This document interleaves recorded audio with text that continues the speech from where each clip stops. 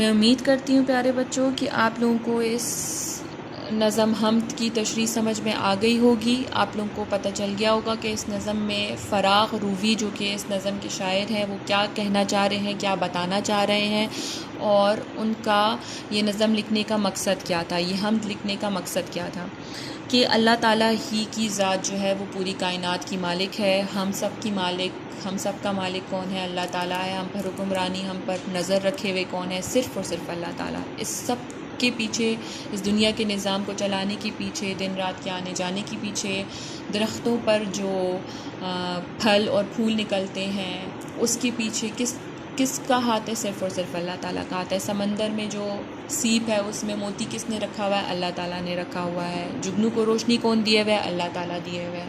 ठीक है। समंदर में कश्तियाँ किसके हुक्म से चल रही हैं? अल्लाह ताला के हुक्म से चल रही हैं। सब कुछ का निज़ाम किसने चलाना है? सिर्फ़ और सिर्फ अल्लाह ताला ने। तो उम्मीद करती हूँ आपको इस नज़म की बहुत अच्छे तरीके से समझ आ गई होगी। आप इसको बार बार पढ़िए और अल्लाह ताला की हर नेमत का शुक्र अदा कीजिए। तो अगली दफ़ा दूसरे सबक के साथ मिलते हैं। अल्लाह ताला आप सबको अपनी हिफ्ज़ व अमान में रखे। अल्लाह हाफ़िज़।